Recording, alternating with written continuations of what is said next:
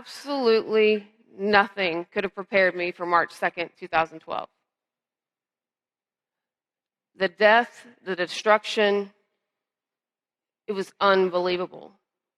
The pain, you just can't imagine in being in your home and then it turning into nothingness. There was not one piece of plywood left of the foundation of our home.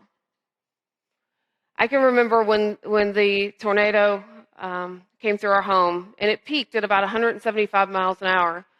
And I'm laying with my two children, and I grabbed a blanket, threw it on top of them, and told them I loved them, thinking that was the last moments of our life.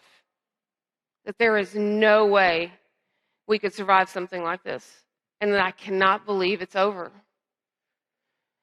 Miraculously, even when it came through, and I was able to get the children out, I looked around in utter shock.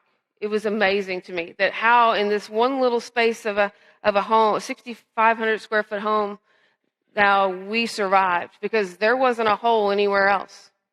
There wasn't a place I could say, oh, you'd be safe here. All I could see is, why are we here? How are we here? How did we survive this? And when we're out in the open, and I looked up, and I've got my two kids who are obviously pretty distraught, and I look around, and my son, who is 8 at the time, sees another tornado come at our house. So most people don't know that we went through two.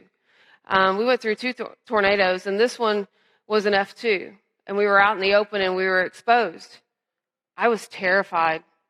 This was the absolute scariest thing I'd ever been through, and the utter destruction, and then realizing that my legs are severed, that I can't get up. I can't get up to help them, and I'm bleeding out at this point. So it becomes a race against the clock, and I'm finally able to convince my son to go across the road and get help, and not to come back. And a nurse came over, she was a nurse that lived across the street, came over, but she was in shock. And so I'm screaming at her, I'm yelling at her. I'm like, okay, I need you to get it together. I don't have a whole lot of time. Right now, there's not a whole lot of time. And I'm trying to stop the bleeding. She's like, oh boy, yeah. And I'm like, come on, get it together. I need you to go find some help. There's a police officer down the road, and he can help. So I need you to go find him. And she's like, okay. And so then it was the moments by yourself. That's probably the most difficult time I had, because now I'm back in the game. Now I've got to figure a way to pep talk myself out of this. How am I going to do that? And I'm literally talking out loud like a crazy lady. I'm going, you can do this, you can do this, you just got to hang on. To the next minute of, I cannot believe I'm going to die right here. I cannot believe that at 38 years old, this is the end of my life for me. And the cold and the rain and everything was setting in. And my mind kept going back to, you just got to keep going. You got to keep going. Okay. I kept thinking about my kid's life without a mother, my husband's life without a wife. Okay. Maybe just my kid's life without a mother. I can get away with that. He's not here. The rescuer that's with me, he's a guy I've never met. One of my best friends now, but a guy I've never met. And he has got this look of agony on his face. I mean, it's pure agony. And I know that he's struggling, because what he's seeing is a woman he thinks he's never going to see again. He doesn't think I'm going to live, because it took 4 of them to lift me out of this debris and rubble. My legs were severed. So one person had to have one of my legs, my other one, and then the rest of my body. And he thought, there's no way this woman's going to survive.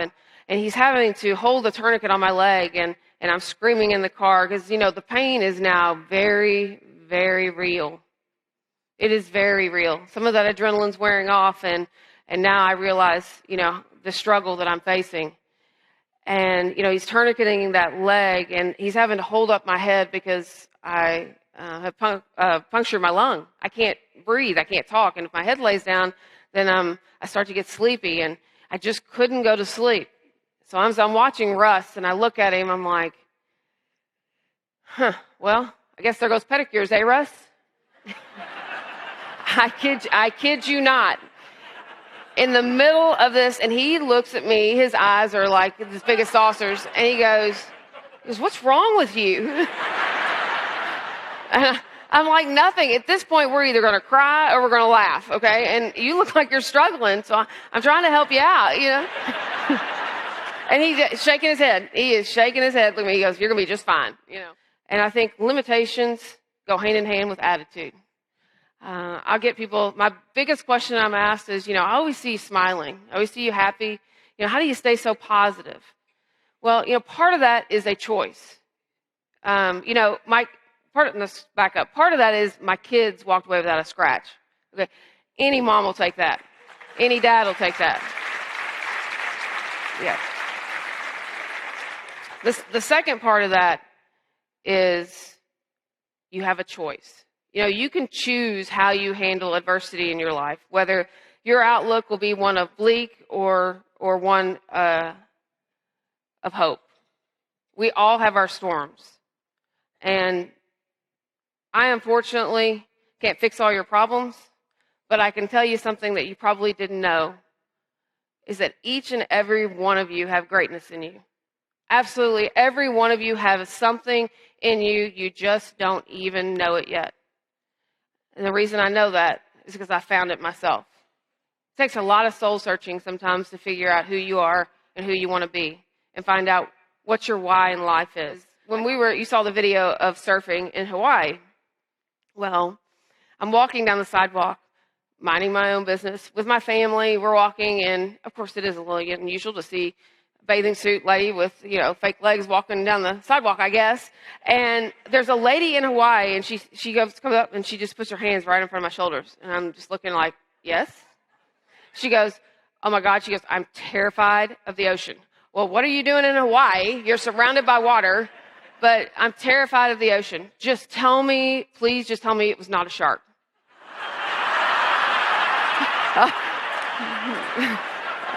Oh, wait, it gets better.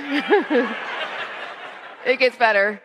I looked at her, deadpan as deadpan could be. Remember, my kids are there, my husband's there. I'm like, I'm sorry to tell you, ma'am, it was a shark. And I walked off. My husband looked at me, and my son goes, are you not going to go back and tell her? And I'm like, nope. You're going to ask me that kind of question? I mean, you're in Hawaii. What are you doing in Hawaii? If you think a shark's going to bite you, yes, a shark took my leg. She'll never go in the ocean again, ever.